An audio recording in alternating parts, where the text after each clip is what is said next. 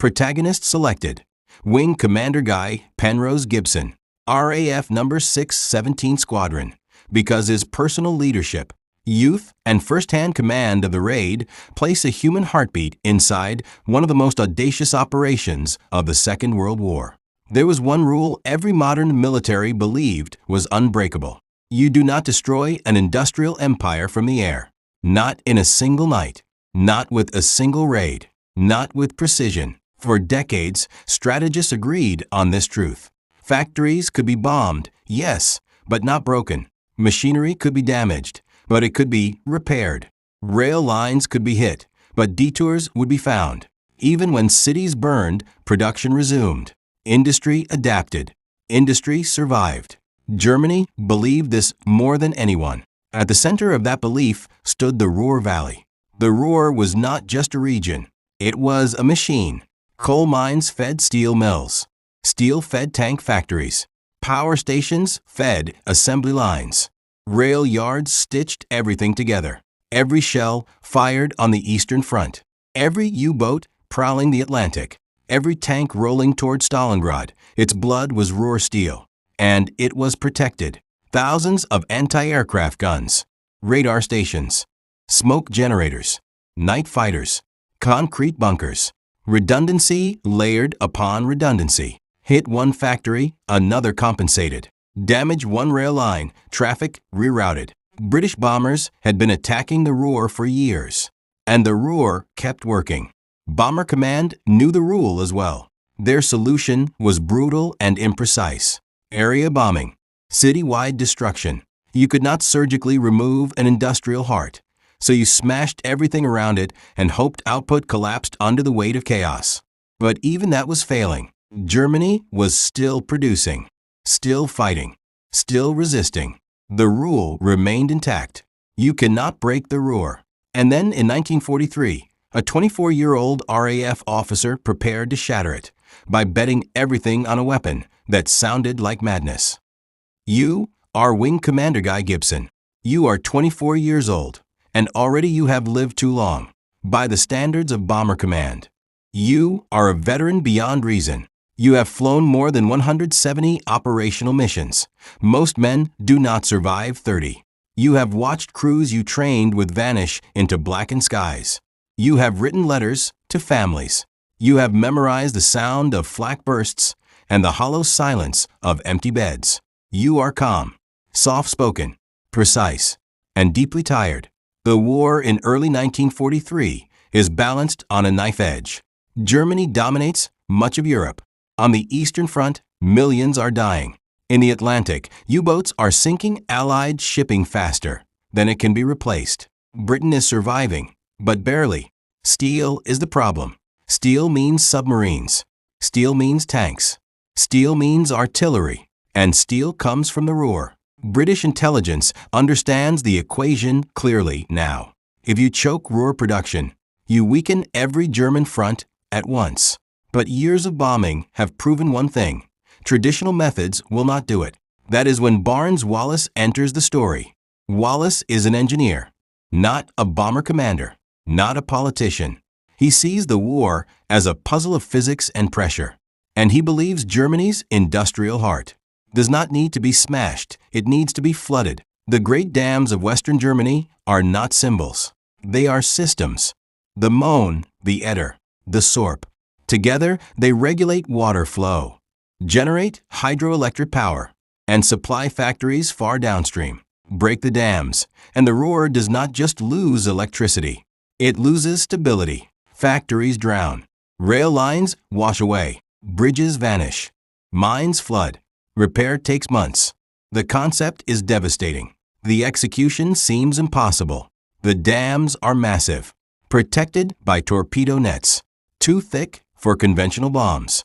To attack them, aircraft must fly at night, at 60 feet above water, straight and level, under direct fire. Every expert says the same thing.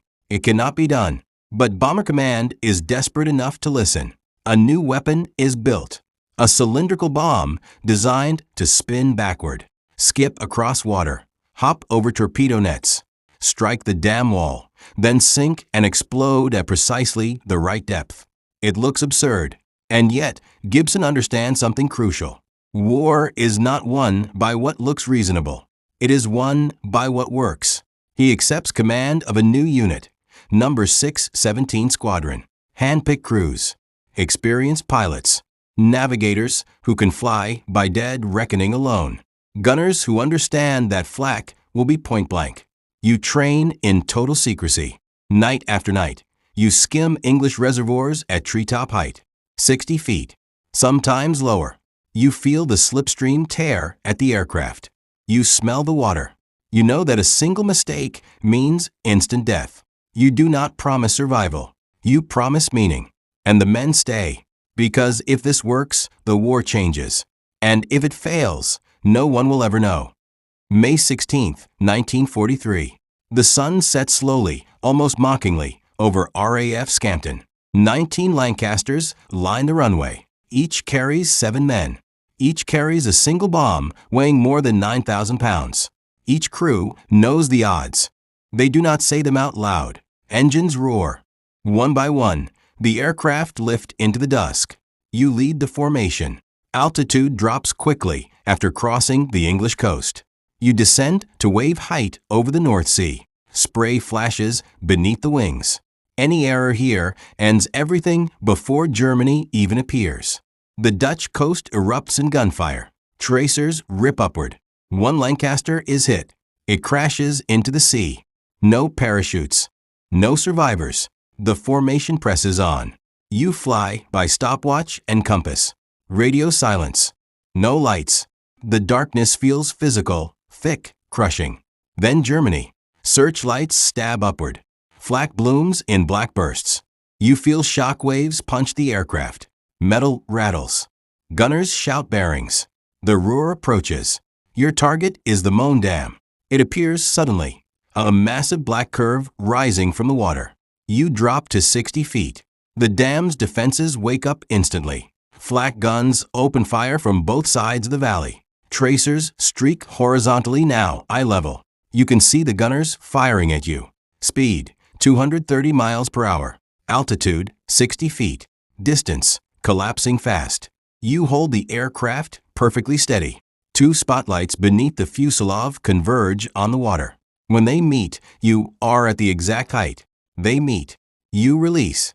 The bomb drops, hits the water, skips like a stone, once, twice, 3 times, clears the torpedo net, strikes the dam wall, and sinks. You pull up violently. Second stretch. The explosion detonates beneath the waterline. A massive column of spray erupts, but the dam still stands. You feel it in your chest.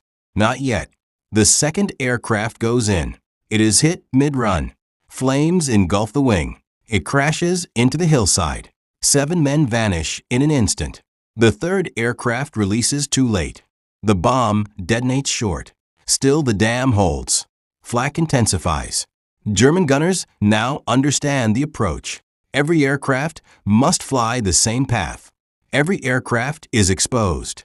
You circle. Fuel ticks down. Ammunition dwindles. This is the moment where failure feels inevitable. You line up again. Second attack. Tracer fire passes, so close you see individual rounds arc past the cockpit. The aircraft shudders. A hit punches through the fuselage. Spotlights converge. Release. The bomb skips perfectly. It strikes. It sinks. The explosion hits like a hammer. When the spray clears, the center of the dam fractures. At first, it is almost gentle. A white line of water spilling through concrete. Then the structure gives way. A massive section collapses inward. Millions of tons of water surge through the breach, exploding down the valley with unstoppable force. Power stations vanish. Bridges snap. Factories drown. Entire villages are swallowed. The Ruhr is flooding, but the mission continues. The Eder Dam awaits. There is no flak, but the terrain is lethal. Steep hills force a twisting, descending approach. Aircraft dive and climb in darkness, meters from trees. Attempt after attempt fails. Fuel runs dangerously low. Finally, one Lancaster gets it right. The Eder breaks. The Sorp Dam resists. Earth-filled. Stronger than expected. It is damaged, but not destroyed. Dawn approaches. Of the 19 aircraft, only 11 turn back. 8 are gone. 53 men are dead. You land at Scampton in the early hours. No celebration.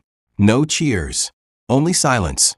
And the knowledge that something unprecedented has just occurred. Mid-roll CTA.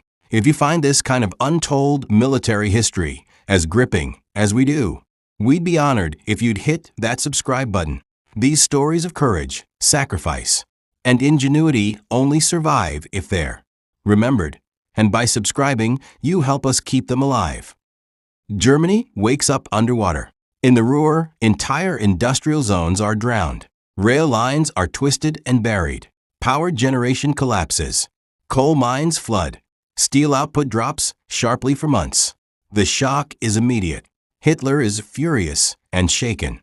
A single raid has inflicted damage rivaling months of conventional bombing. Over 50,000 workers are diverted to repairs. Anti-aircraft guns are stripped from the front lines to protect dams across Europe. Fighter squadrons are reassigned. Resources bleed away from combat zones. The psychological impact is just as severe. If dams can fall, what else is vulnerable? The raid forces Germany to rethink defensive strategy. It proves that precision, innovation, and audacity can succeed where brute force fails. For the Allies, it is proof that the air war can be more than destruction. It can be disruption, and the rule is broken. You do not live to see the end of the war. Guy Gibson becomes a symbol overnight. He receives the Victoria Cross. His squadron becomes legendary, forever known as the Dam Busters. But heroism does not erase loss. He carries the names of the dead with him. In September 1944, on another mission, his aircraft crashes in the Netherlands. He is 26 years old. Today, the dams stand rebuilt. The valleys are quiet. Tourists walk along concrete walls that once shattered history. But the lesson remains. War is not only won by numbers. It is won by imagination, by risk, by men willing to fly impossibly low into the dark and trust an idea no one else believes in. If this story moved you, please hit that like button. Every click tells the algorithm this history is worth remembering. We're dedicated to rescuing forgotten stories from the archives. If you want to join us, subscribe and turn on notifications. Where are you watching from? Drop a comment with your city or country and tell us if someone in your family served. Thank you for ensuring that Guy Gibson and the 53 men of No. 617 Squadron do not disappear into silence. They deserve to be remembered.